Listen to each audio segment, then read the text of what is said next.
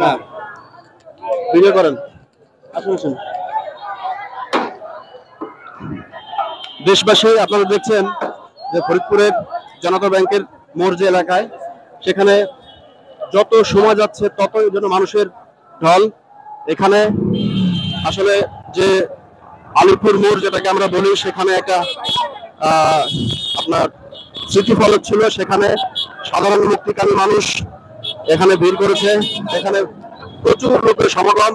এখানে আপনারা দেখছেন যে মানুষের মধ্যে যে কি পরিমাণ আনন্দ উৎসব এবং নতুন করে স্বাধীনতা পাওয়ার যে একটা স্বাদ আপনারা এখানে দেখছেন। প্রচুর লোক এখানে আমরা আসলে ভাষায় প্রকাশ করতে পারছি না। মানুষের মধ্যে মানে আনন্দের জোয়ার ভেসে যাচ্ছে। আসলে তাদের ভাষ্য অনুযায়ী মানে স্বৈরাচার সরকারের পতন হওয়ার পরে আমরা ইতিপূর্বে ইতিহাসে দেখেছি এরশাদ সরকারের যে একটা স্বৈরাচারী মনোভাব ছিল, তারপরেও এই ধরনের একটা আন্দোলন হয়েছিল। এখানে মানুষের আমরা একজন মোটরসাইকেল আরোহীর একজন একজন একজন মোটরসাইকেল আরোহীর যে তার যে আনন্দ, সেই আনন্দ আমরা দেখছি। সে প্রচুর খুশি। তিনি তার আনন্দের এই বই প্রকাশ তিনি ঘটাচ্ছেন। প্রচুর পরিমাণে আনন্দ মানুষের মাঝে।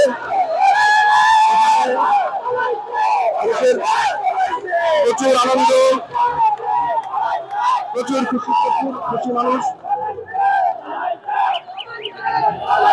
সারা দেশব্যাপী। আসলে আমি যতদূর খবর পেয়েছি, সারা বাংলাদেশের আপামর জনসাধারণ এই আনন্দ উল্লাসে মত্ত।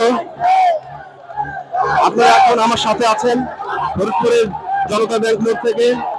আমি বিশ্বজিৎ সরকার আপনাদের সবাইকে জানাচ্ছি সাদর সম্ভাষণ। এখানে প্রচুর পরিমাণের লোক আছে, আমরা দেখতে পাচ্ছি, যেখানে মানুষ খুব অনেক আনন্দ উল্লাস করছে। এখানে তারা ভুয়া স্লোগান দিচ্ছে এবং প্রধানমন্ত্রী শেখ হাসিনার দেশ ত্যাগের পর সেনাবাহিনী যখন ক্ষমতা নিয়েছে, এখন আমরা সোনাকি নেশাখোর। আপনাদের দোষটা আপনার ভুল জেনারেশনের সাথে পাঙ্গা নিছেন।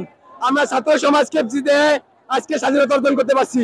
আর যে বাংলা ভাষায় কথা বলতেছেন এটা আমাদের জন্য।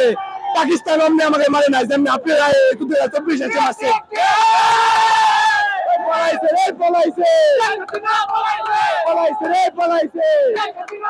আমরা যদি রাজপথে নামি, কলম বাদ যদি অস্ত্র ধরি, 2 মিনিট আপনাদের সরকার থাকতে পারবে না ক্ষমতায়।